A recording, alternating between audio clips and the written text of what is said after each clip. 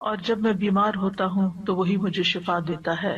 اور ایوب کو یاد کیجیے جب اس نے اپنے رب کو پکارا کہ مجھے تکلیف پہنچی ہے اور تو سب رحم کرنے والوں سے زیادہ رحم کرنے والا ہے، تو ہم نے اس کی دعا قبول کر لی، پھر جو کچھ اسے تکلیف تھی وہ ہم نے دور کر دی، اور ہم نے اسے اس کے اہل و عیال اور ان کی مانند ان کے ساتھ مزید بھی اپنے پاس سے بطور رحمت عطا کیے اور عبادت کرنے والوں کے لیے نصیحت کے طور پر۔ ایوب علیہ السلام اللہ سبحانہ تعالیٰ کے برگزیدہ نبی تھے۔ اللہ تعالیٰ کی طرف سے ان پر ایسی شدید آزمائش آئی کہ وہ بہت لمبی بیماری میں مبتلا ہو گئے، اور اس کی وجہ سے ان کے اہل و عیال بھی ان سے جدا ہو گئے، یا یہ بھی کہا جاتا ہے کہ وہ فوت ہو گئے، مال مویشی بھی ہلاک ہو گئے۔ لیکن ایوب علیہ السلام نے ہر مصیبت پر صبر کیا، اپنے رب پر بھروسہ کیا، کوئی شکوہ نہیں کیا، کوئی واویلا نہیں کیا، کوئی شکایت نہیں کی۔ جب تکلیف حد سے بڑھ گئی تو انہوں نے اللہ تعالیٰ سے دعا کی، اے میرے رب، مجھے بیماری لگ گئی ہے اور تو رحم کرنے والوں میں سب سے زیادہ رحم کرنے والا ہے۔ تو اللہ سبحانہ تعالیٰ نے ان پر اپنی رحمت نازل کی، ان کی دعا قبول فرمائی اور حکم دیا کہ زمین پر اپنا پاؤں مارو۔ انہوں نے پاؤں مارا تو ٹھنڈے پانی کا چشمہ نمودار ہو گیا۔ حکم ہوا کہ اسے پیو اور اس سے غسل کرو۔ وہ مبارک پانی پینے اور اس پانی کے ساتھ غسل کرنے سے ان کی ساری بیماری دور ہو گئی، یعنی پانی ان کے لیے شفا کا باعث بن گیا اللہ کے اذن سے، اور وہ پوری طرح صحت مند ہو گئے۔ اللہ تعالیٰ نے انہیں ان کے گھر والے بھی عطا فرما دیے اور اتنے ہی اور بھی دے دیے۔ وَأَيُّوبَ إِذْ نَادَى رَبَّهُ، اور ایوب کو یاد کیجیے علیہ السلام جب اس نے اپنے رب کو پکارا۔ ندا کا لفظ ہے، نادا، ندا کہتے ہیں بلند آواز سے پکارنے کو، یعنی ایک دعا ہوتی ہے جو ہم چپ کے مانگتے، جیسے زکریا علیہ السلام نے مانگی، اذ نادا ربہ نداء خفیہ۔ وہاں ندا کا لفظ ہے لیکن نداء خفیہ یعنی ایسی پکار تھی جو کہ چپکے تھی، لیکن یہاں پر صرف ندا کا لفظ ہے، نادا کا لفظ ہے۔ تو انہوں نے اپنے رب کو پکارا۔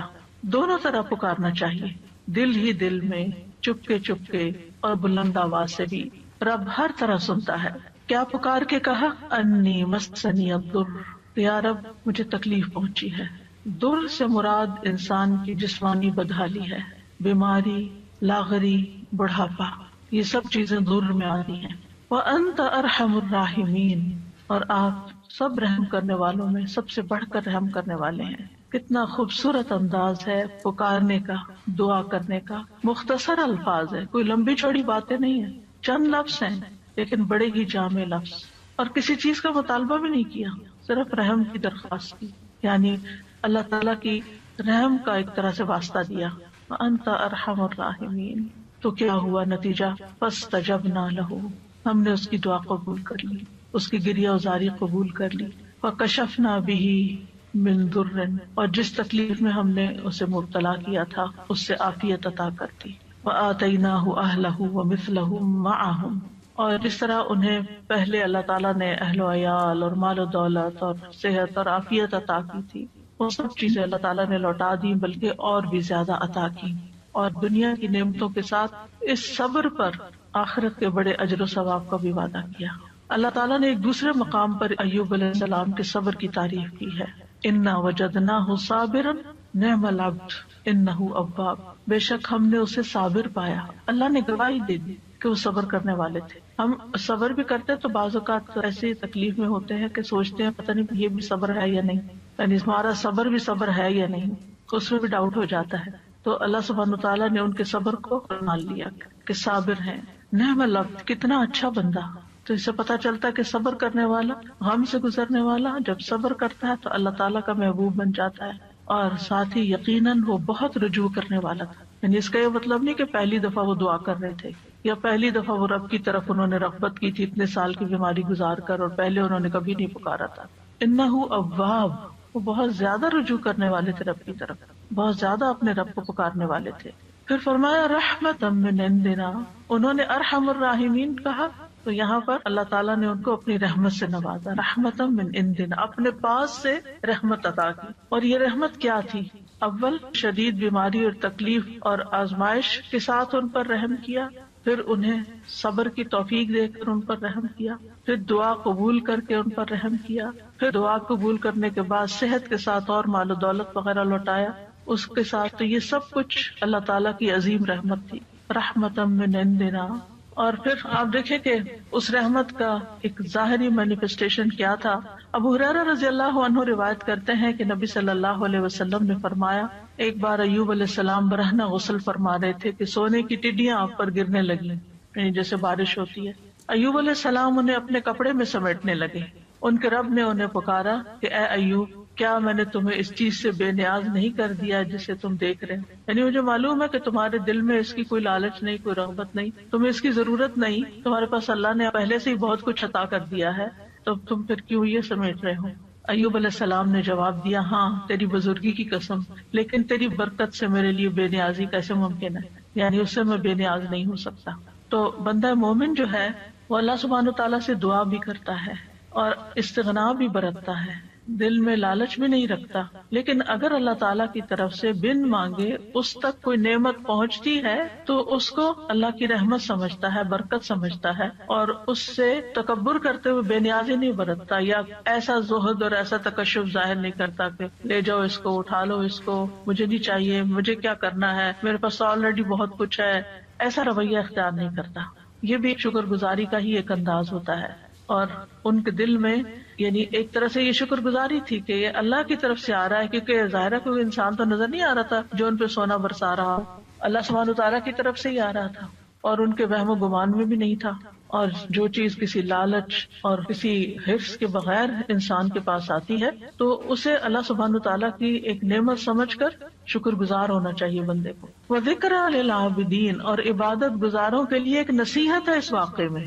یعنی عموماً جو عبادت گزار لوگ ہوتے ہیں اگر ان کی دعا قبول نہ ہو تو بعض اوقات وہ مایوس ہونے لگتے ہیں، اتنی دعا کی پھر کچھ نہیں ہوا، یا پھر یہ کہ بعض اوقات عبادت کی وجہ سے شیطان دل میں ایک عجیب سا خیال ڈال دیتا ہے کہ تم تو بہت نیک ہو اور تمہارا دنیا سے کیا تعلق ہو، اور انسان صرف دنیا کو کریٹیسائز ہی کرتا رہے اور دنیا کو برا بھلا ہی کہتا رہے. تو ایسا نہیں، یعنی عبادت اور اللہ کی نعمت دونوں جمع بھی ہو سکتی ہیں، جیسے ایوب علیہ السلام پر جمع ہوئی تھی کہ وہ عبادت گزار تھے، اواب تھے، بہت زیادہ اپنے رب کو پکارتے تھے، اس کی طرف رجوع کرتے تھے. اور اواب جو ہوتا ہے صرف دعا نہیں کرتا بلکہ نماز اور دیگر نیک اعمال کے ساتھ اپنے رب کی طرف رجوع کرتا ہے. اور اس میں اگر اللہ سبحانہ تعالیٰ بندے پر اپنی رحمت فرماتا ہے، صحت دیتا ہے، طاقت دیتا ہے، تو ایسے میں وہ مزید شکر گزار ہوتا ہے. تو اس واقعے میں عبادت گزاروں کے لیے ایک نصیحت ہے کہ اگر بیماری آ جائے، اگر تکلیف آ جائے تو پھر کیا کرنا چاہیے. اگر مختلف چیزوں کے ذریعے انسان کی آزمائش ہو تو پھر کس طرح صبر کیا جائے، اللہ تعالیٰ کے سامنے کیسے فریاد پیش کی جائے، اور پھر جب اللہ تعالیٰ انعام فرمائے تو کس طرح بہیو کیا جائے. کیونکہ بعض لوگ تکلیف میں تو اللہ تعالیٰ کی طرف رغبت کرتے ہیں، لیکن جب تکلیف دور ہو جاتی ہے تو پھر کیا کرتے ہیں، بھول جاتے ہیں، اور پھر وہ اس کو اپنا کارنامہ بتانے لگتے ہیں کہ میں نے ایسا کیا اور ویسا کیا، یہ ایکسرسائز کی اور یہ دوا کھائی اور یہ طریقہ اختیار کیا تو اس وجہ سے مجھے یہ شفا ہوئی ہے، اور اللہ تعالیٰ کو اس میں سے نکال دیتے ہیں. تو بندہ مومن کسی حال میں بھی، چاہے صبر ہو یا شکر ہو، وہ دونوں کیفیات میں رب ہی کے ساتھ جڑا رہتا ہے. ایوب علیہ السلام کا واقعہ حدیث میں تھوڑی تفصیل کے ساتھ بھی آتا ہے. انس بن مالک کہتے ہیں کہ رسول اللہ صلی اللہ علیہ وسلم نے فرمایا، بے شک اللہ کے نبی ایوب علیہ السلام اپنی آزمائش میں 18 برس بیمار رہے، 1-2 دن نہیں، 18 سال. قریبی اور دور کے لوگوں نے انہیں چھوڑ دیا، ساتھیوں نے چھوڑ دیا، البتہ ان کے بھائیوں میں سے یعنی دینی بھائیوں میں سے 2 آدمی صبح و شام ان کے پاس آتے جاتے رہے.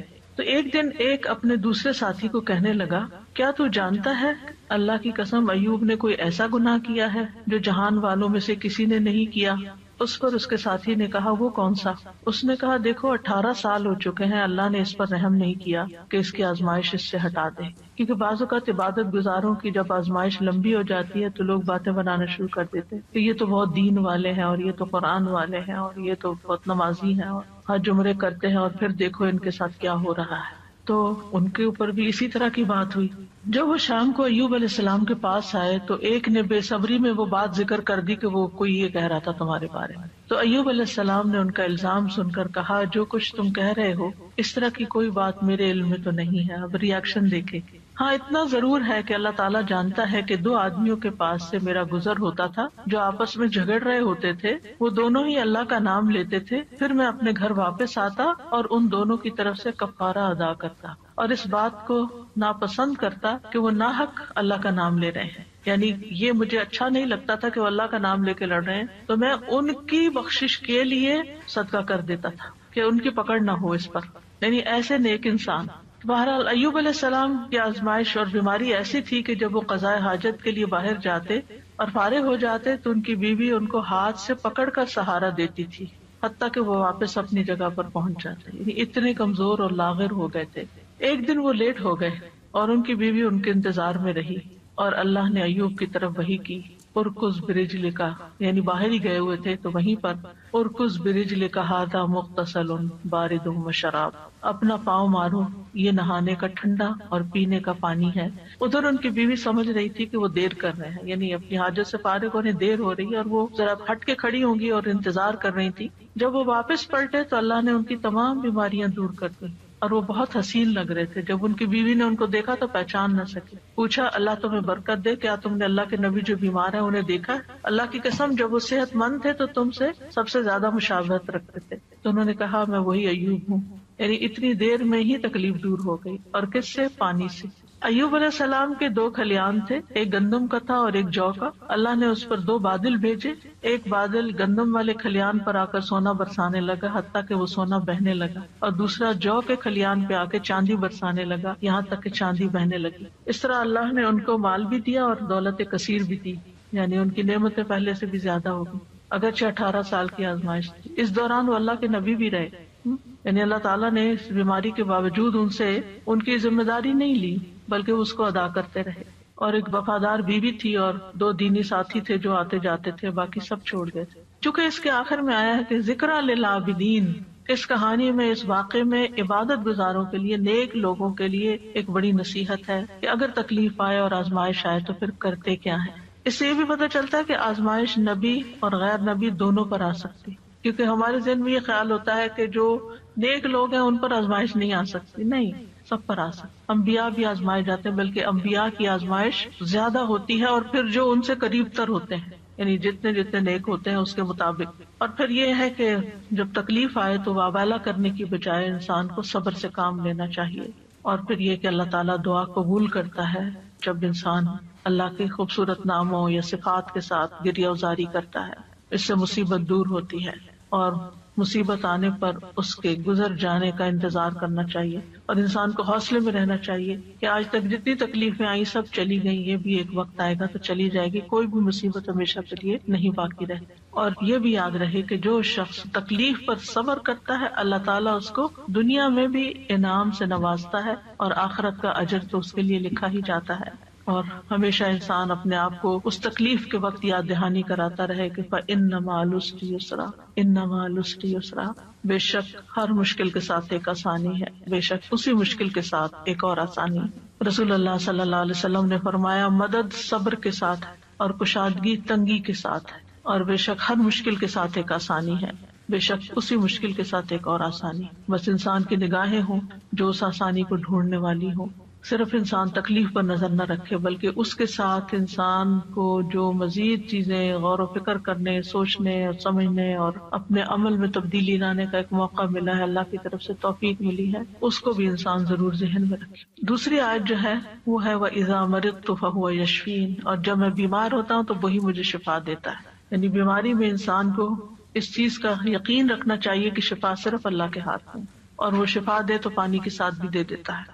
یہ دعا اور یہ قول ابراہیم علیہ السلام کا ہے جو قرآن مجید میں آیا ہے.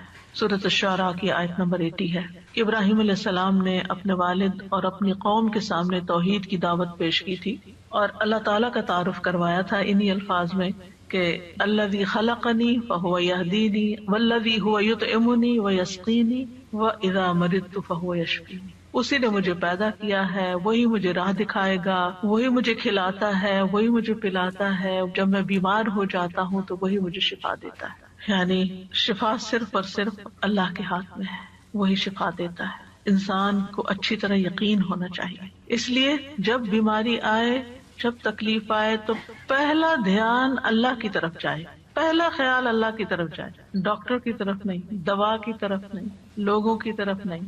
اور اس پر اپنے آپ کو ٹیسٹ کیا کریں. اگر کہیں چوٹ لگتی ہے، اگر کہیں درد ہوتی ہے، اگر کہیں کوئی بھی چیز پیش آتی ہے، ایک دم گلا پکڑا جاتا ہے کچھ، تو کیا خیال آتا ہے کہ اس سے نجات اور خلاصی کیسے ہوگی، اب کیا کروں؟ کیونکہ انسان فوراً اس کا توڑ سوچتا ہے نا کہ یہ مشکل آ گئی، اب اس کا توڑ کیا ہو، اب میں کیا کروں؟ تو سب سے پہلے اللہ سے دعا.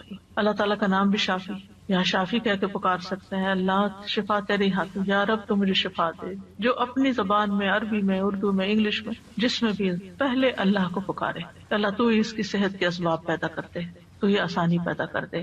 حضرت عائشہ کہتی ہیں کہ رسول اللہ صلی اللہ علیہ وسلم دم کرتے ہوئے یہ دعا پڑھا کرتے تھے، امسح البأس رب الناس بیدک الشفاء لا یکشف الکرب الا انت. اے لوگوں کے رب، تکلیف کو دور کر دے، شفا تو تیرے ہی ہاتھ میں ہے، تیرے سوا اس کو دور کرنے والا اور کوئی نہیں. کیونکہ تکلیف ہمارے عقیدہ توحید کو بھی آزماتی، اس کی بھی آزمائش کے لیے آتی. تو جب انسان کہتا ہے کہ صرف اللہ ہی کر سکتا ہے اور وہی سبب پیدا کرے گا اور باقی سب اسباب ہے، دوا ہو یا دعا ہو یا پھر کوئی ڈاکٹر کی یا کسی انسان کی مدد ہو، یہ سب وسائل ہیں، یہ اسباب ہیں، یہ وسائل ہیں، جبکہ اس کو دور کرنے کی طاقت صرف اللہ میں ہے، کرتا وہی ہے. تو آپ دیکھیے کہ ابراہیم علیہ السلام کا یہ ادب ہے، اور وہ کہتے ہیں کہ بیماری اور شفا دونوں اللہ ہی کی طرف سے ہیں، لیکن بیمار ہونے کی نسبت انہوں نے اپنی طرف کی ہے کہ جب میں بیمار ہوتا ہوں، یعنی بیمار کرتا تو اللہ، لیکن جب میں بیمار ہوتا ہوں فہو یشفین، تو وہ مجھے شفا دیتا ہے. یعنی اگرچہ خیر اور شر دونوں کا خالق اللہ ہے، لیکن شر کی نسبت اپنی طرف کی ہے اور خیر کی نسبت اللہ تعالیٰ کی طرف کی ہے. کہا جاتا ہے نا کہ تندرستی 1000 نعمت ہے. واقعی تندرستی اور صحت اللہ تعالیٰ کی بہت بڑی نعمت ہے. نبی صلی اللہ علیہ وسلم نے فرمایا 2 نعمتیں ایسی ہیں جن کے بارے میں اکثر لوگ خسارے میں ڈالے گئے ہیں، تندرستی اور فراغت، فرصت. یعنی آپ کے پاس وقت ہوتا ہے، آپ بہت زیادہ کاموں میں دبے ہوئے نہیں ہیں، ڈوبے ہوئے نہیں ہیں، لیکن لوگ اس وقت سے فائدہ نہیں اٹھاتے، صحت سے فائدہ نہیں اٹھاتے، اور اسی طرح فراغت سے صحیح فائدہ نہیں اٹھاتے، حتیٰ کہ بیماری اور بڑھاپے کے منہ میں جا پڑتے ہیں جب وہ پھر کچھ کرنے کے قابل نہیں رہتے. اور ہمیں یہ بھی حکم دیا گیا ہے کہ ہم صحت کی حفاظت کریں، اپنے جسم پر ناروا بوجھ نہ ڈالیں. عبداللہ ابن عمرو ابن العاص کہتے ہیں، نبی صلی اللہ علیہ وسلم کو میرے بارے میں یہ بات پہنچی کہ میں مسلسل روزے رکھتا ہوں اور رات بھر نماز پڑھتا ہوں، دن کو روزہ رات کو نماز، نہ کھانا نہ نیند، یعنی بہت کم دونوں چیزیں. تو آپ نے میری طرف پیغام بھیجا کہ ملاقات کے لیے حاضر ہوں، تو میں نے آپ سے ملاقات کی. آپ نے فرمایا، کیا مجھے یہ خبر نہیں دی گئی کہ تم روزے رکھتے ہو اور افطار نہیں کرتے اور رات بھر نماز پڑھتے رہتے ہو؟ یعنی مجھے یہ معلوم ہے، یہ نہیں بتایا کس نے بتایا کیا، یعنی مجھے یہ اطلاع پہنچی ہے، کنفرم کرو یہ ایسے ہی ہے. تو جب انہوں نے کہا کہ ہاں، تو آپ نے فرمایا تم اس طرح نہ کرو، کیونکہ تمہاری آنکھوں کا بھی تم پر حق ہے، تمہارے نفس کا بھی تم پر حق ہے، تمہاری بیوی کا بھی تم پر حق ہے. تم روزہ بھی رکھو اور افطار بھی کرو، نماز بھی پڑھو اور سویا بھی کرو، اور ہر 10 دنوں میں 1 دن کا روزہ رکھ لو، یہ تمہارے لیے 9 روزوں کا اجر بن جائے گا. اور ایک اور روایت میں آتا ہے، صحیح بخاری کی روایت ہے، آپ نے فرمایا اگر تم ایسا کرتے رہے، یعنی ہر وقت روزے سے رہے اور ہر وقت جاگتے رہے، تو تمہاری بینائی کمزور ہو جائے گی اور تمہارا نفس تھک جائے گا. یعنی عبادت میں بھی اعتدال کرو، اس طرح کا بوجھ اپنے اوپر نہ ڈالو کہ تم بیمار پڑ جاؤ. تو اس سے کیا پتہ چلتا ہے اس حدیث سے کہ ہمارا دین ہمیں اعتدال سکھاتا ہے، اور یہ سکھاتا ہے کہ ہم اپنی جان کا بھی حق ادا کریں، اپنے گھر والوں کا بھی حق ادا کریں، اور اپنے جسم کا، آنکھوں کا اور باقی تمام چیزوں کا. اسی طرح ایک حدیث سے ہمیں یہ پتہ چلتا ہے کہ نیک انسان کے لیے صحت مالداری سے زیادہ بہتر ہے. یعنی صحت جو ہے یہ بڑی دولت ہے مال سے بھی. تو اس لیے مال کماتے ہوئے بھی انسان کو اپنی صحت برباد نہیں کرنی چاہیے. عبداللہ بن خبیب اپنے چچا سے روایت کرتے ہیں کہ ہم لوگ ایک مجلس میں تھے کہ رسول اللہ صلی اللہ علیہ وسلم ہمارے پاس تشریف لائے. سر مبارک پر پانی کے اثرات تھے، تو ہم نے کہا، اے اللہ کے رسول، ہم آپ کو بہت خوش دیکھ رہے ہیں. آپ نے فرمایا ہاں. پھر لوگ مال و دولت کا، مالداری کا تذکرہ کرنے لگے، تو آپ نے فرمایا، اللہ عز و جل سے ڈرنے والے کے لیے مالدار ہونے میں کوئی حرج نہیں. یعنی ایک شخص کے اندر اگر اللہ کا تقوی اور خوف ہے اور ساتھ اس کے پاس مال بھی بہت ہے تو کوئی حرج نہیں، کوئی گناہ کی بات نہیں. البتہ اللہ عز و جل سے ڈرنے والے کے لیے مالداری سے زیادہ بہتر چیز صحت ہے، اور دل کا خوش ہونا اللہ کی نعمت ہے. یعنی اگر انسان صحت مند ہے اور اس کے دل میں بھی اطمینان ہے اور وہ خوش ہے تو یہ بہت بڑی نعمت ہے. آج آپ دیکھیں کہ بعض لوگ دنیاوی اعتبار سے بہت کامیابیاں حاصل کر لیتے ہیں، بڑے بڑے ریکارڈ توڑ لیتے ہیں، لیکن پھر کیا ہوتا ہے اس کے بعد؟ جو ایک دم ڈپریشن کا شکار ہوتا ہے. آج ہی میں ایک نیوز دیکھ رہی تھی تو اس میں ایک بہت ہی مشہور کھلاڑی ہے، بے شمار اس کے فینز ہیں، نام میں نہیں لوں گی، لیکن اس نے کہا کہ میں کھیل رہا تھا اور کھیلتے کھیلتے میں گول کر رہا تھا اور ایک دم مجھ پہ ڈپریشن کا اٹیک ہوا اور اس کے بعد میں پیچھے پیچھے پیچھے پیچھے گرتا چلا گیا. یعنی ساری دنیا اس کی طرح لک فارورڈ کر رہی ہے اور اس کو دیکھ کے خوش ہو رہی ہے اور تالیاں بجا رہی ہے، اور اس پر لمحے کے لمحے میں آن کی آن میں ایک ایسی آزمائش آتی ہے، اچانک اس کے اوپر ایک ایسی بیماری آ جاتی ہے تو ہمیں نہیں پتا، کسی لمحے کا نہیں پتا کہ کس وقت ہمارے ساتھ کیا ہو جائے. لہٰذا اگر اللہ نے ہمیں اطمینان قلب نصیب کیا ہے تو اس وقت پھر اس نے اپنی ذہنی حالت اور پھر کس طرح اس نے پبلکلی اس کو ایکسپٹ کیا کہ میں بیمار ہوں، اور لوگ اس کو ماننے کو تیار نہیں.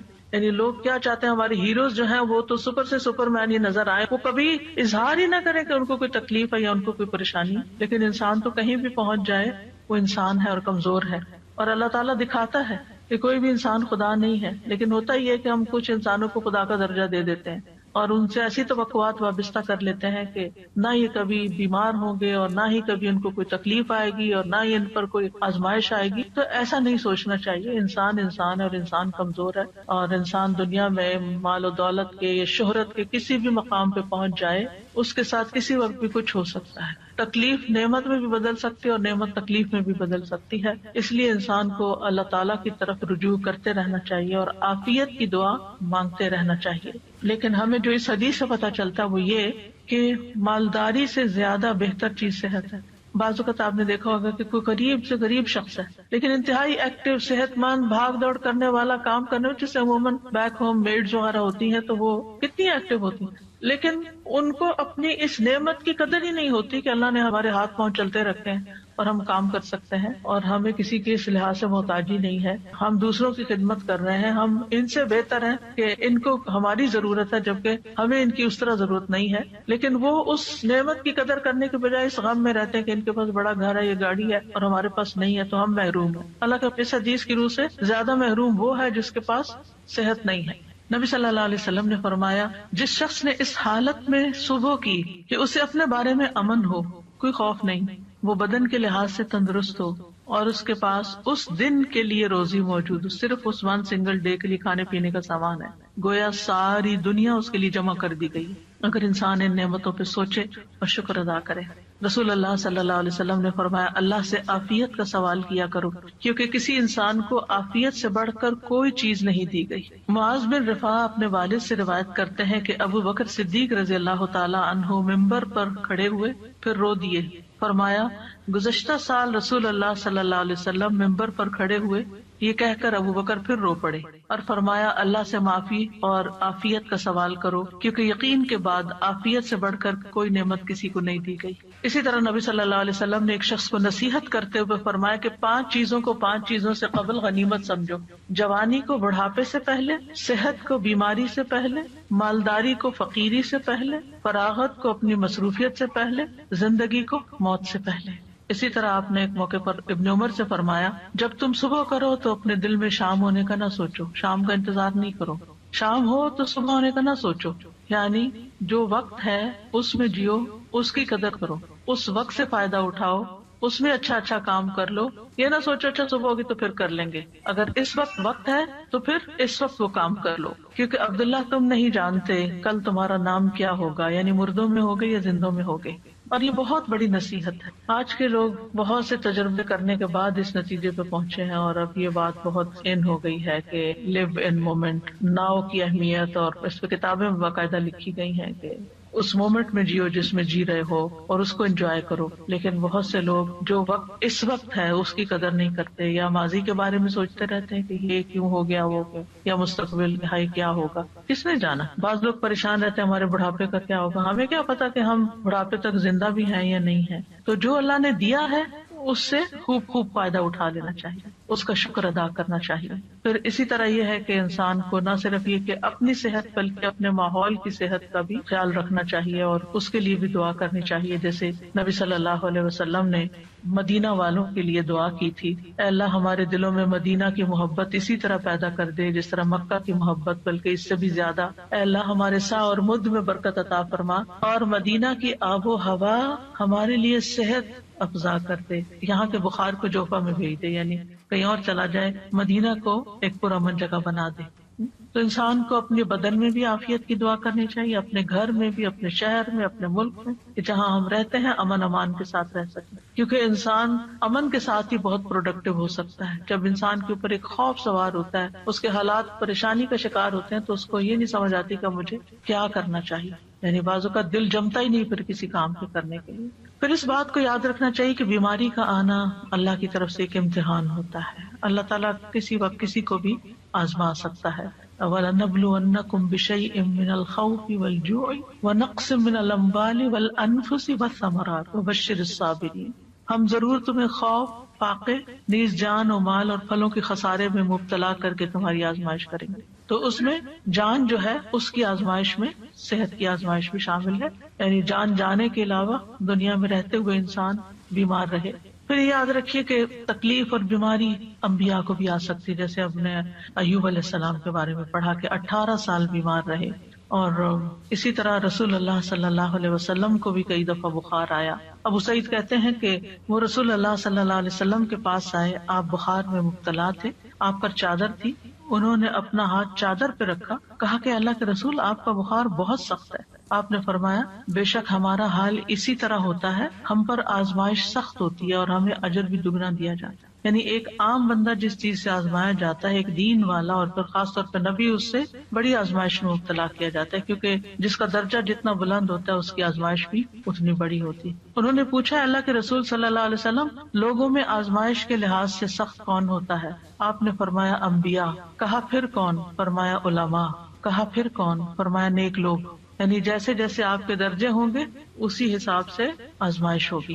اس لیے اگر کسی کے اوپر کوئی تکلیف بڑی آ جاتی ہے تو وہ تب بھی اللہ سے اچھا گمان رکھے کہ اگر اللہ نے مجھے دوسروں کے مقابلے میں زیادہ آزما لیا تو اس کا مطلب یہ ہے کہ اللہ تعالیٰ کی مجھ پہ نظر کرم ہے۔ اور فرمایا کہ ان میں سے کسی کو جوؤں سے آزمایا جاتا، یہاں تک کہ وہ اسے قتل کر دیتے، یعنی اتنی جوئیں پڑتی اور وہ صاف ہوتی ہی نہیں، نکالتے ہوں گے پھر اور پڑ جاتی، پھر اور پڑ جاتی، خون ہی چوس جاتی ہوں گی۔ اور ان میں سے کسی کو فقر کے ساتھ آزمایا جاتا، یہاں تک کہ وہ چھوٹی سی قمیص کے سوا کچھ نہ پاتا، چنانچہ وہ اسے ہی پہن لیتا۔ اور ان میں سے کچھ آزمائش پر بہت خوش ہوتے ہیں بنسبت اس شخص کے جو کچھ دیے جانے پہ خوش ہوتے ہیں۔ یعنی اللہ کے نیک بندوں کی ایک پہچان یہ بھی ہے کہ جب ان پر کوئی تکلیف آتی ہے تو پریشان ہونے کی بجائے وہ اللہ سے راضی ہو جاتے ہیں کہ اللہ نے مجھے اس کے لیے چنا، مجھے اس قابل سمجھا، تو اس لیے مجھ پر یہ امتحان ڈالا۔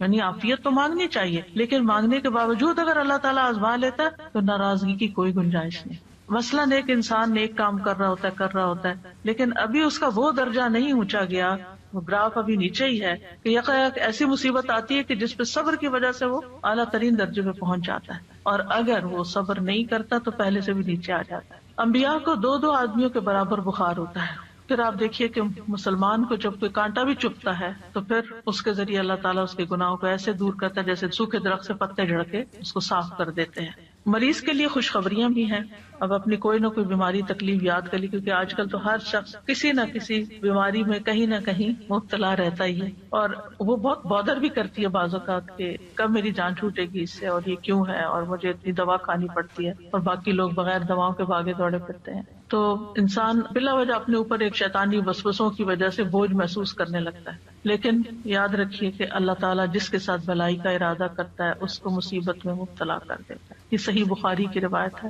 من یرد اللہ بہ خیرا یصب منہ، کیونکہ اس تکلیف اور اس آزمائش اور اس سپن کے اندر سے گزر کے بندہ نکھر جاتا ہے یا پھر پلٹ جاتا ہے۔ تو یہ جو نکھار ہے نا، اور یہ چمکاؤ جو ہے انسان کے دل کے اندر اور انسان کی پرسنالٹی میں، یہ مشکل سے گزر کر ہی آتا ہے۔ ام سلمہ کہتی ہیں کہ میں نے رسول اللہ صلی اللہ علیہ وسلم کو فرماتے ہوئے سنا، جب اللہ بندے کو کسی مصیبت کے ساتھ آزماتا ہے اور وہ اپنی حالت اور کیفیت کی بنا پر اسے ناپسند کرتا ہے تو اللہ تعالیٰ اس تکلیف کو اس کے گناہوں کا کفارہ اور اسے پاک کرنے کا سبب بنا دیتا ہے، جب تک کہ وہ لاحق ہونے والی تکلیف کو اللہ کے علاوہ کسی اور در پر پیش نہیں کرتا، یعنی اسے دور کرنے کے لیے غیر اللہ کو نہیں پکارتا، اللہ ہی کو پکارتا، اللہ ہی سے دعائیں مانگتا ہے۔ تو مومن کو تو ایک کانٹا بھی چپ جائے تو اس پر بھی اللہ سبحانہ و تعالیٰ اس کا گناہ معاف کر دیتا ہے۔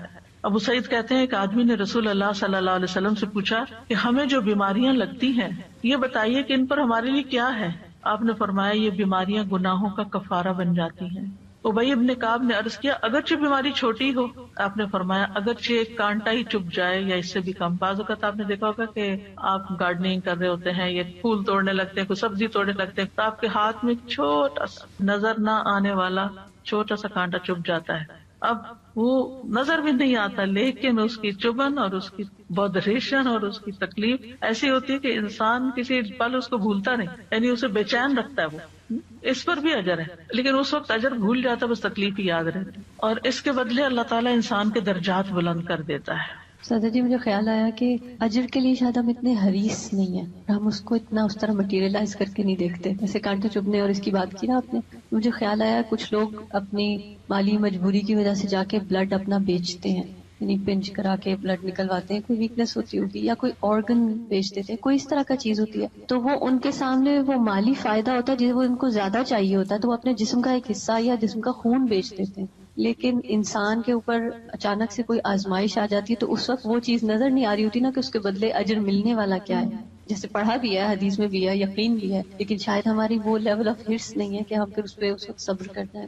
اصل میں جب آخرت کو سامنے رکھ کے انسان جیتا ہے نا تو چیزیں اور طرح نظر آتی ہیں. پھر ہر چیز کے بارے میں انسان مختلف طریقے سے سوچتا ہے، نگاہ ہی بدل جاتی ہے. وہ آزمائشوں کو مختلف طرح دیکھتا ہے، وہ نعمتوں کو مختلف طرح دیکھتا ہے، وہ مال کو کسی اور طرح دیکھتا ہے، وہ زندگی کے منصوبے کسی اور طرح بناتا ہے، اس کی پلاننگ کچھ اور ہوتی ہے، پورا پرسپیکٹو چینج ہو جاتا ہے. سادہ جی، ہم نے اکثر دیکھا ہے جب ہم مریض کے پاس ہوتے ہیں اور ہم کس قسم کی باتیں کر رہے ہوتے ہیں. کئی لوگوں کو تو مریض کی عیادت کے آداب بھی نہیں آتے اور الٹا ان کو وہ ڈی موٹیویٹ کر کے اٹھتے ہیں کئی مرتبہ.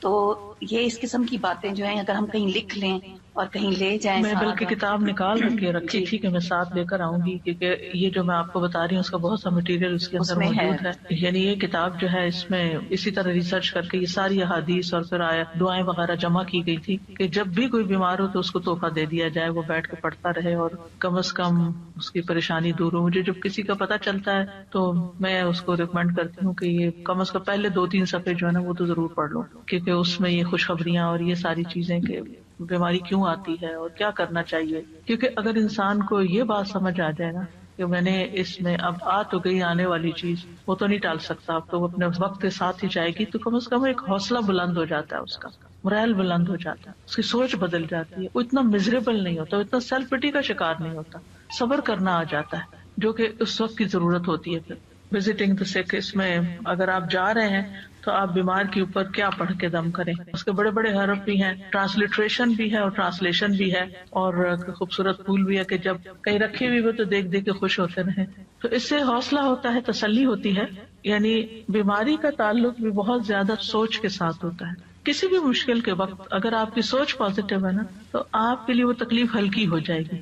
وہ اچانک اٹیک تو ہوتا ہے، آپ ہرٹ ہوتے ہیں، لیکن پھر آپ اس سے فوراً نکل آتے ہیں. تو مریض کے احکام یہ ہر بندے کے پاس ہونی چاہیے. بیمار ہوں تو فوراً ہی نکالیں. اور پھر اس میں کچھ فقہی چیزیں بھی ہیں، یعنی کہ وضو کیسے کریں، تیمم کیسے کب کریں، اور طریقہ تیمم کا، اور نماز کی رخصت کھڑے ہو کے نہیں تو بیٹھ کے کیسے پڑھیں، لیٹ کے کیسے پڑھیں، اور پھر اس روزے کے بارے میں، پھر اگر حج میں کچھ چیزیں ہو جائیں ایسی تو پھر کیا کریں، اور پھر وینٹیلیٹر کے اوپر یا خودکشی والے کے ساتھ کیا کریں، پھر کچھ مسنون چیزیں جو ہیں، اور پھر آخر میں اس میں بھی دعائیں ہیں. یہ دعائیں جو اس میں ہیں اس کے اندر بھی آخر میں ڈالی ہوئی ہیں، کیونکہ بعض اوقات انسان کو اپنے پہ دم خود کرنا ہوتا ہے یا کسی اور پہ کرنا ہے، یا پھر عافیت کی دعائیں ہیں تو وہ ساری اکٹھی کر دی گئی. اس کے علاوہ یہ حسن صحت کتاب جو ہے، بیسیکلی جو میرا جینا میرا مرنا ہے، اس کتاب کا جو پہلا چیپٹر تھا حسن صحت کے بارے میں، اس کو جب میں نے پڑھایا تو تھوڑا الیبوریٹ کیا تھا اور نئی چیزیں اس میں ڈالی تھی. تو الحمدللہ اس میں بھی بہت سی ایسی چیزیں. تو یہ کتابیں ہر گھر میں ہونی چاہیے تاکہ اللہ نہ کرے کہ کوئی تکلیف میں ہو یا بیمار ہو تو اس وقت انسان ان کو پڑھ لے. میں نے تو اپنے دائیں ہاتھ کے پاس رکھی ہوئی ہے تاکہ وقتاً فوقتاً پڑھ کے اپنی سوچوں کا علاج بندہ کرتا رہے، اپنا مورال بہتر کرتا رہے. کیونکہ بیماری تو بیماری ہوتی ہے، لیکن اس کے اندر جو پریشانی اور جو نیگیٹو تھنکنگ اور شیطان کے وساوس وہ انسان کو زیادہ بیمار کر دیتے ہیں. اور جب انسان کو یہ ہوتا ہے کہ بیماری اللہ کی رضا کا سبب بھی بن جاتی ہے تو انسان کے لیے حوصلہ ہو جاتا ہے. وہ کیلنڈر بھی اسی مقصد کے لیے بنایا تھا کہ ڈاکٹرز کی ٹیبل پر ہو، کیونکہ ہوتا یہ ہے کہ جب ڈاکٹر کی ٹیبل پہ کوئی چیز بھی رکھی ہوتی ہے نا تو مریض جب بیٹھا ہوتا ہے تو ادھر ادھر کچھ نہ کچھ پڑھتا رہتا ہے. تو اس دن کا ڈیٹ بھی ہو اور پھر ساتھ وہ حدیث بھی پڑھ لیں. میں نے رکھا ہوا مین روم، اس کو بدلتی رہتی ہوں، آتے جاتے پڑھتے رہتے ہیں. بالکل. تو یہ چھوٹی چھوٹی چیزیں ہیں جو انسان کو مشکل وقت میں ایک ریمائنڈر دیتی ہیں اور انسان کو فائدہ ہوتا ہے اور تکلیف آسان ہو جاتی ہے اور پھر گزر بھی جاتی ہے، پتہ بھی نہیں چلتا. سر جی میں سوچ رہی تھی کہ حضرت ایوب کے صبر کی تو مثال ہے ہی، لیکن اس کے ساتھ ان کی جو بیوی تھی وہ جو تیماردار تھی، ان کی اولین، ان کا اپنا صبر اور ان کا حوصلہ اور ان کی ہمت افزائی حضرت ایوب کو کرواتے رہنا. ہم سب ان لوگوں کے لیے جو تیمارداری کرتے ہیں کسی نہ کسی حوالے سے، کسی نہ کسی بیمار شخص کی، تو کتنا ضروری ہے کہ اس کی امید کبھی نہ توڑیں. میں ایک موٹیویشنل اسپیکر کا ایک چھوٹا سا کلپ تھا، وہ سن رہی تھی، وہ ڈاکٹر بھی ہیں، تو وہ بتا رہے تھے کہ ایک بہت ہی سیویئر قسم کا کینسر کا پیشنٹ تھا جس کو ملٹیپل کینسرز ہوتے گئے اور وہ بار بار اپنے ڈاکٹر سے یہ پوچھتا تھا کہ میں کب تک سروائیو کروں گا، میں اور کتنا جی سکتا ہوں. تو ہر بار اس کو یہ کہتے کہ کوئی نہیں، آپ بالکل ٹھیک ہو جائیں گے، کوئی مسئلہ نہیں ہے، آپ کو بیماری آپ کی دور ہو جائے گی. اور وہ ٹھیک ہو جاتا تھا، اس کا وہ کینسر دور ہو جاتا تھا. لیکن ایک وقت ایسا آیا کہ جب وہ ڈاکٹر جو تھے ان کے منہ سے بس اب یہ نکل گیا کہ بس اب آپ دعا کیجئے، اب ہم کچھ نہیں کر سکتے. یعنی اس کی امید ختم ہو گئی، اور وہ اس کی امید کا ختم ہونا تھا کہ وہ خود بھی ختم ہو گیا. پھر تو واقعی یہ امید اور حوصلہ دلاتے رہنا بہت بڑی چیز ہوتی ہے. اور پھر یہ کہ مریض کے جو لواحقین ہوتے ہیں ان کو بھی حوصلہ دلانا. مجھے یاد ہے کہ میری والدہ ہاسپٹل میں ڈیتھ بیڈ پہ تھی اور ان کے ٹیسٹ بھی ہو رہے تھے، تو ایک ینگ ڈاکٹر مجھے یاد ہے کہ وہ آیا اور اس نے ساری ریڈنگز دیکھی اور ہم لوگ بیٹھے ہوئے تھے، تو وہ کہتا ہے یہ بھی ٹھیک ہے، ان کا یہ بھی ٹھیک ہے، یہ بھی ٹھیک ہے، یہ بھی ٹھیک ہے، آپ بالکل فکر نہیں کریں. حالانکہ مجھے نظر آ رہا تھا کہ وہ سروائیو نہیں کر رہی، لیکن مجھے بہت اچھا لگا کہ ایسے موقع پر بھی حوصلہ دلانا، کیونکہ پریشانی تو انسان کو ہوتی ہے لیکن دل خوش ہو جاتا ہے نا تھوڑی دیر کے لیے. اچھا ساری ریڈنگز ٹھیک آ رہی ہیں تو بس ٹھیک ہے. بالکل اسی طرح سے میں اپنے والد صاحب کا ایک شیئر کرنا چاہوں گی کہ جب انہیں ڈائگنوز ہوا تھا کہ انہیں کینسر ہے، اور وہ ماشاءاللہ کافی ایجڈ بھی تھے، لیکن ان کی تھرو آؤٹ لائف ان کی صحت ماشاءاللہ قابل رشک کی رہی. اس ٹائم پہ وہ واک کیا کرتے تھے جب پاکستان میں کسی کا کوئی کانسیپٹ بھی نہیں تھا کہ واک کرتے ہیں. تو ڈاکٹرز کے بعد جب گئے تو ڈاکٹرز نے کہا، ینگ ڈاکٹرز تھے، اور انہوں نے کہا کہ ہمیں آپ سے موٹیویشن ملتی ہے کہ آپ ریڈی ہیں کیمو کروانے کے لیے بھی. حالانکہ ان کی جو ایج تھی وہ ریکمینڈ نہیں کرتے تھے. تو میرے ابا جی کہتے تھے کہ نہیں الحمدللہ میں کر سکتا ہوں. اور مجھے ایک دفعہ جب ان کا فون کال یہاں پر آیا، کیونکہ جب میں انہیں کال کرتی تھی تو شاید وہ نہیں مجھے مل رہے تھے، اور جب وہ مجھے کال کرتے تھے تو میں نہیں مل رہی تھی، تو میرے پاس ان کا ریکارڈنگ میں آیا کہ بیٹے پنجابی میں انہوں نے مجھے کہا کہ میں تمہارا ابو سرور احمد بات کر رہا ہوں، اور تم میرے لیے پریشان نہ ہونا، میں اللہ کی رضا پہ راضی ہوں، اور میں ساری زندگی بہت اچھی گزری الحمدللہ، اور مجھے کوئی شکوہ کسی سے نہیں، تو میں فیس کروں گا اس کو. اور وہ اس سے کافی بہتر بھی ہو گئے الحمدللہ. لیکن ایک وقت تھا کہ پھر جانا ہی تھا، جو ہمیں نظر آ رہا تھا کہ اب یہ نہیں رہیں گے. تو میں نے انہیں کہا کہ ابا جی آپ مجھے کچھ لکھ کے تھے کہ مجھے پتا تھا کہ اب یہ نہیں رہیں گے. تو انہوں نے مجھے کہا کہ بیٹا میرا قلم ساتھ نہیں دیتا، ہاتھ ساتھ نہیں دیتا. تو میں نے کہا نہیں آپ مجھے کچھ لکھ کے دیں. تو انہوں نے مجھے ایک چھوٹا سا لیٹر لکھ کے دیا جس میں محسوس کر رہی تھی کہ ان کا ہاتھ کانپ رہا ہے اور ان کا قلم واقعی ساتھ نہیں دیتا، لیکن اس میں جو دعائیں تھیں وہ میرے دل پہ لکھی ہوئی ہیں. الحمدللہ اللہ پاک ان سب کی مغفرت کرے، ہمیں ان کے لیے صدقہ جاریہ بنا دے. آج اتفاق سے نورین ملک بھی ہمارے ساتھ ہیں، یہ بھی ایک کووڈ کے بہت ہی شدید ترین کیفیات سے گزری. میں چاہوں گی کہ اپنا ایکسپیرینس شیئر کریں کہ کس طرح آپ کا علاج ہوا. السلام علیکم ورحمۃ اللہ. وعلیکم السلام. بہت ساری باتیں بتانے کو ہیں، لیکن میرے خیال میں ایک ابھی جب آپ لوگ اس کی بات کر رہے تھے امیدی اور نا امیدی کی، تو میری گھر والے بتاتے ہیں کہ اس طرح کی کئی دفعہ میری کیفیت ہوئی کہ جس وقت انہوں نے کہا کہ this is it, it's time to pull the plug. تو الحمدللہ میرا ایک کزن ہے وہ ER میں کام کرتے ہیں، تو انہوں نے جب کہا کہ آپ مجھے کانفرنس کال پہ ڈالیے، اور انہوں نے کہا کہ نہیں how can we give up, ابھی ہم اور ٹرائی کریں گے. تو مطلب سب لوگ مجھے بتاتے ہیں کہ جس طرح سے اس نے کانفیڈنس سے یہ کہا کہ نہیں ہم نہیں گیو اپ کریں گے، اٹ از پاسبل. حالانکہ وہ جو ٹیم تھی انہوں نے پورے گھر والوں کو بلا لیا تھا اور انہوں نے کہا تھا کہ آپ کو جس کو بلانا ہے، جس کو کرنا ہے آپ بلا لیجئے، اب there is nothing more that we can do. تو یہ میرا یہ والا جو کزن تھا اس نے کہا نہیں how can you just give up like that. ہم اللہ تعالیٰ سے امید کرتے ہیں اور ہم ابھی بھی کوئی نہ کوئی تو حل ڈھونڈیں گے. تو میرے خیال میں جو یہ ساری بات ہو رہی ہے نا کہ دا پازیٹیوٹی، 1% کی پازیٹیوٹی کہ نہیں اللہ پہ توکل کر کے ہم کچھ نہ کچھ تو ڈھونڈیں گے، ہم اپنی طرف سے چھوڑ نہیں دیں گے. چھوڑ نہیں دیں گے. آپ اس دن بتا رہی تھے کہ پتہ نہیں कितना अरसा आपको एक साइड पे रखा था? अच्छा, इस तरह से था कि मुझे मेरा हार्ट और लंग दोनों ही काम करना बंद हो गया था। तो एक एक्मो मशीन है जिसमें हार्ट और लंग दोनों, वो मशीन मेरे लिए काम कर रही थी। तो ऐसा था कि उसमें चूंकि मैं खुद नहीं मूव कर सकती थी तो उनको करवट बदलना जरूरी होता था। लेकिन ऐसा था कि जब वो मेरी करवट बदलते थे तो मेरे सारे वाइटल एकदम से गिर जाते थे। तो वो इस वजह से it was impossible for them to change my करवट। तो वो एक ही साइड पे ज्यादा रहे, तो मेरे बेड सोर्स है एवरीथिंग राइट साइड पे ज्यादा डेवलप हुए। तो बाद में जब मैं जाती थी उसी हॉस्पिटल तो मुझे कहते थे कि the nurses didn't take very good care of you, they should have turned you around. बता रही थी ना बाकी सारे जख्म ठीक हो गए, सर का अभी भी कुछ जी बाकी है। जी, तो वो है कुछ चीजें। अब जैसे मेरे ख्याल में मैं ये जरूर कहूंगी कि इतनी सारी चीजें मेरे साथ इतनी ज्यादा मिराकुलस हुई हैं कि गिनती ही नहीं कर सकती मैं। एक एग्जांपल मैं ये दे देती हूँ कि जब मैं ठीक हो गई थी, मैं पहली अपनी पल्मोनोलॉजिस्ट के पास विजिट के लिए गई थी, तो उसने मुझे मेरा अगस्त का लंग एक्सरे दिखाया तो वो पूरा वाइट था, पूरा वाइट, यानी पूरा डिजीज हो चुका था। उस इतना सा एक पेनी साइज्ड हिस्सा था जो रह गया था, तो यानी पूरा डिस्ट्रैक्ट हो चुका था। और मेरे अंदर लंग्स में एयर बबल्स थे, तो वो बहुत परेशान थे इस बात से कि ये बबल्स बर्स्ट अगर हो गए तो क्या होगा।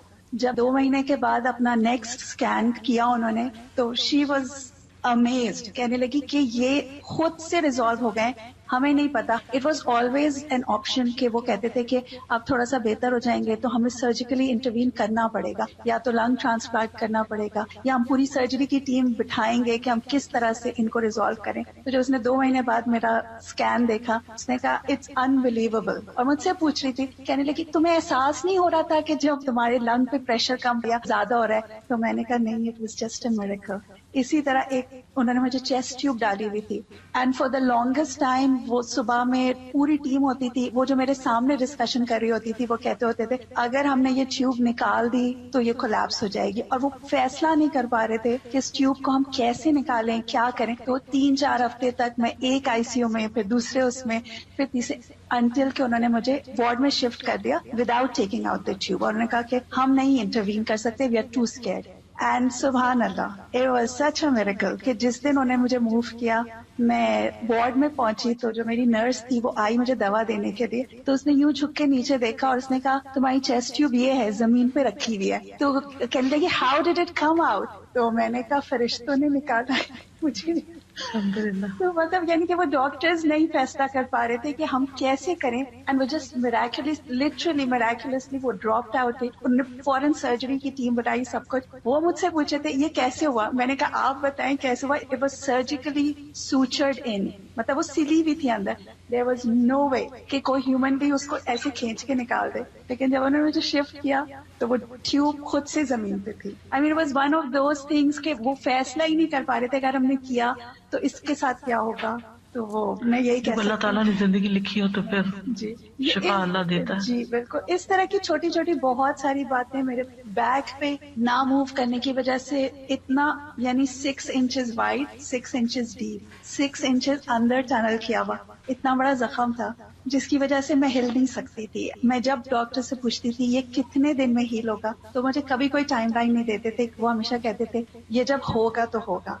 एंड जब मैं रिहैब में थी और नर्सेज मेरी ड्रेसिंग चेंज करती थी, with in a period of 2 weeks 6 inches से वो 2 इंचेस हो गया। और वो देखते थे और वो कहते थे we have never seen this kind of healing. आप करती क्या थी, कौन सी दुआएं पढ़ती थी? दुआओं पे मैं ये, अभी आप जब हजरत अय्यूब की दुआ बता रही थी तो मैं ये बात बहुत सोच रही थी कि जब भी मैं पहले अपनी जिंदगी में ये वाली दुआ देखती थी ना, अल्लाहुम्मा अन्नी मस्सनी अद्दुर, तो मैं हमेशा ये सोचती थी कि ये दुआ कैसे हो सकती है कि अल्लाह ताला से आप कह रहे हैं कि मुझे तकलीफ हुई है। लेकिन जब मेरी आंख खुली तो मैं हिल नहीं सकती थी, मूव नहीं कर सकती थी, इतनी सारी ट्यूब्स थी। द ओनली दुआ that I could make was अल्लाहुम्मा अन्नी मस्सनी अद्दुर, कि मुझे तकलीफ है, मुझे ये नहीं पता था मैं किस चीज के लिए दुआ मांगूं, आंखें ठीक हो जाए, हाथ ठीक हो जाए, क्योंकि I couldn't move, I couldn't speak. मुझे पहली दफा एहसास हुआ कि जो लोग बात नहीं कर सकते हैं उनको कितनी बेचारगी का एहसास होता है, क्योंकि आई कुडंट टॉक। और वो ये भी नहीं उनको समझ आ रही थी कि ये बोलेगी तो कैसे हम क्या करें कि ये बोलना शुरू हो जाए। मैनी थिंग्स, मतलब तो मुझे वो एहसास हुआ कि जो लोग हाथ ना हिला सकते हो ان کو کیسا لگتا ہوگا. اللہ تعالیٰ نے ہمیں کتنی نعمتیں دی ہیں. میں ہاتھ اٹھا کے پانی نہیں پی سکتی تھی, میں ان کو اشارے سے کہتی تھی کہ مجھے پانی دے دیں, تو ان کو سمجھ نہیں آتی تھی. پھر وہ کسی طرح پانی کا گلاس قریب آیا تو میں اٹھا نہیں سکتی تھی, اٹھایا منہ میں ڈالا تو میں سوالو نہیں کر سکتی تھی. تو آئی واز جسٹ تھنکنگ کہ ایک پانی کا گلاس پینا ہم کتنا نارملی اٹھایا اور پی لیا, لیکن آپ اٹھا نہ سکیں, منہ تک لے جا نہ سکیں, اس کو ڈال نہ سکیں, اور منہ میں چلا بھی گیا تو پھر اس کو سوالو نہ کر سکیں. ایک ایکٹ میں اللہ تعالیٰ کی کتنی رحمتیں ہیں اور نعمتیں ہیں, ہم کتنی دفعہ الحمدللہ کہیں. الحمدللہ, مطلب I mean I have a list of جو میریکلز ہیں. میرے خیال میں اس میں یہ ضرور کہوں گی کہ میں لوگوں کو یہ کہتی ہوں کہ میں تو معجزہ ہوں دعاؤں کا, لیکن جن لوگوں نے میرے لیے دعا کی ہے انہوں نے کتنی تڑپ کے مانگی تھی کہ اللہ تعالیٰ نے ان سب کی دعا میرے لیے قبول کی ہے. الحمدللہ. جزاک اللہ خیر. سعید کہتے ہیں کہ میں سلمان کے ساتھ کندہ میں ایک مریض کی عیادت کے لیے گیا. جب وہ مریض کے پاس آئے تو انہوں نے کہا خوش ہو جاؤ. اب اگر ہم کسی مریض کو کہیں خوش ہو جاؤ تو وہ آگے سے شاید مائنڈ ہی کر جائے, لیکن ساتھ ہی انہوں نے یہ کہا کہ بے شک مومن کے مرض کو اللہ تعالیٰ کفارے اور اپنی رضا کا سبب بنا دیتے ہیں, اور فاجر کا مرض ایسا ہے جیسے کہ اونٹ کہ اس کے مالک نے اسے باندھ دیا, اس کے بعد چھوڑ دیا اور اسے خبر نہیں کہ کیوں باندھا اور کیوں کھولا, کیوں ہنکا دیا. پھر اسی طرح آگ کے عذاب کا بدل بننے کے لیے بھی بیماری آتی ہے, یعنی آخرت کے عذاب سے بچاؤ کے لیے. ابو ہریرہ سے روایت ہے کہ رسول اللہ صلی اللہ علیہ وسلم ایک مریض کی تیمارداری کے لیے تشریف لے گئے جسے بخار تھا. میں بھی آپ کے ساتھ تھا. آپ نے اسے فرمایا خوش ہو جاؤ, بے شک اللہ تعالیٰ فرماتے ہیں یہ بخار میری آگ ہے جسے میں اپنے بندے پر دنیا میں مسلط کر دیتا ہوں تاکہ اس کی آخرت والی آگ کے عذاب کا بدل بن جائے. اس لیے بخار کو کبھی برا بھلا نہیں کہنا چاہیے, نہیں, دنیا کا بخار آخرت کے عذاب سے بچاؤ کا ذریعہ بن جاتا ہے. پھر اسی طرح عام دنوں میں انسان جو نیک عمل کرتا رہتا ہے, بیماری میں اگر نہیں کر سکتا تو وہ اس کے لکھے جاتے ہیں. نبی صلی اللہ علیہ وسلم نے فرمایا دن بھر کا کوئی عمل ایسا نہیں جس پر مہر نہ لگائی جاتی ہو. چنانچہ جب مسلمان بیمار ہوتا ہے تو فرشتے عرض کرتے ہیں اے اللہ, اے ہمارے رب, تو نے فلاں بندے کو روک دیا, یعنی اب وہ یہ نہیں کر سکتا جو پہلے ہر روز کرتا تھا. رب عز و جل فرماتا ہے کہ اس کے تندرست ہونے تک جیسے وہ اعمال کرتا ہے ان کی مہر لگاتے جاؤ, یا یہ کہ وہ فوت ہو جائے تو پھر اور بات ہے. یعنی بیماری میں ان سارے اعمال کو اس کے لیے مہر لگاتے جاؤ, یعنی انہی اعمال کو ریپلیکیٹ کرتے جاؤ کہ گویا کہ وہ کر رہا ہے. رسول اللہ صلی اللہ علیہ وسلم نے فرمایا جب کوئی بندہ بیمار ہوتا ہے یا سفر میں جاتا ہے تو اس کے وہ تمام عمل لکھ دیے جاتے ہیں جو وہ حالت قیام اور زمانہ تندرستی میں کیا کرتا تھا. اور دنیا میں جن پہ تکلیف آتی ہے اگر وہ صبر کرے تو قیامت کے دن ان کو ملنے والے اجر کو دیکھ کر لوگ تمنا کریں گے کاش ہماری جلدیں کینچیوں سے کاٹ دی جاتی. پھر اسی طرح بعض بیماریوں میں جب لوگ فوت ہو جاتے ہیں تو شہادت کا ثواب ملتا ہے.